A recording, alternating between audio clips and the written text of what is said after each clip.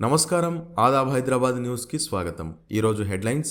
సూర్యాపేట జిల్లా సీఎంఆర్ బకాయి 960 కోట్లు. డిసెంబర్ 31న ముగియనున్న తుది గడువు. సీఎంఆర్ బకాయి ఖరీఫ్ 2022-23లో 241 కోట్లు కాగా రబీ సీజన్లో 719 కోట్లు. 2 సీజన్లలో 960 కోట్ల బియ్యం ఇంకా మిల్లర్ల వద్దనే పెండింగ్. పౌర సరఫరాల శాఖ మంత్రి సొంత జిల్లాలోనే అధికారుల భారీ నిర్లక్ష్యం. పెండింగ్ మిల్లులలో అసలు ధాన్యం ఉందా? అధికారుల నిఘాలోపమే ఎందుకు కారణమా? కలెక్టర్ గారు ఆకస్మికంగా తనిఖీలు చేపట్టండి. మంత్రి జిల్లాకు ప్రాధాన్యత పెంచండి. పార్లమెంట్ ఎన్నికలలో బీజేపీ గట్టెక్కేనా? తెలంగాణలో కమలం కనుమరుగు కానుందా? రాష్ట్రంలో రోజురోజుకు పడిపోతున్న కమలం గ్రాఫ్. సీనియర్లంతా పార్లమెంట్ ఎన్నికలలో ప్రభావం చూపగలరా? పార్లమెంటు సెగ్మెంట్లో కాంగ్రెస్ ఇన్ఛార్జీల నియామకం. పార్లమెంటుపై ప్రత్యేక దృష్టి పెట్టిన బీఆర్ఎస్. బీజేపీలో కనిపించని పార్లమెంట్ ఎన్నికల హడావిడి. గెలిచిన జోష్లో కాంగ్రెస్, ఓడిన బాధలో బీఆర్ఎస్ బీజేపీ. పార్లమెంట్ ఎన్నికలలో ఎవరి సత్తా ఏంటో వేచి చూద్దాం. ఉద్యోగుల ఉసురు తీస్తున్న టీజీఓ అధ్యక్షురాలు. రిటైర్డ్ అయిన భర్తకు ఎక్స్టెన్షన్ ఇప్పించిన వైనం.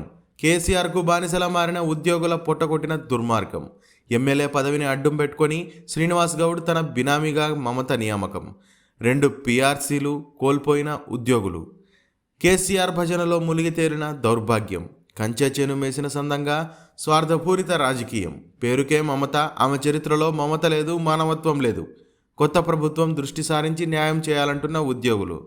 తెలంగాణ ఉద్యమంలో చురుగ్గా పాల్గొన్న టీఎన్జీఓ, టీజీఓ సంఘాలు ఆ తర్వాత సంఘ పెద్దల స్వార్థపూరిత రాజకీయాలతో తమ జీవితాలను కోల్పోవలసి వచ్చింది. అధికారాన్ని అడ్డం పెట్టుకొని అప్పటి టీజీఓ నాయకుడు మాజీ మంత్రి శ్రీనివాస్ గౌడ్ నిరంకుశంగా వ్యవహరించడం దారుణం.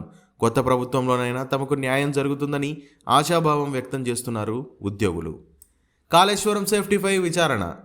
కుంగిన మేడిగడ్డ ప్రాజెక్టు పిల్లర్లు. సిబిఐ చేత విచారణ చేయాలంటూ పిటిషన్. వివరాలు ఇవ్వాలని హైకోర్టు ఆదేశం. విచారణకు 2 వారాలు వాయిదా. 20 మంది ఐపీఎస్ల బదిలీలు. డీజీపీగా రవిగుప్తాకు పూర్తిస్థాయి బాధ్యతలు. రోడ్ సేఫ్టీ అథారిటీ చైర్మన్గా అంజనీ కుమార్. హోంగార్డు ఐజీగా స్టీఫెన్ రవీంద్ర. జైళ్ల శాఖ ఐజీగా సౌమ్యమిత్ర. పార్లమెంటులో కొనసాగిన బహిష్కరణల పర్వం. తాజాగా మరో 49 మంది ఎంపీలపై వేటు.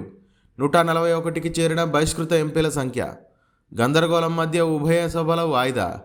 మాక్ పార్లమెంటులో ప్రభుత్వాన్ని ఎండగట్టిన సభ్యులు. మాక్ పార్లమెంటుపై మండిపడ్డ రాజ్యసభ చైర్మన్ ధన్ఖడ్.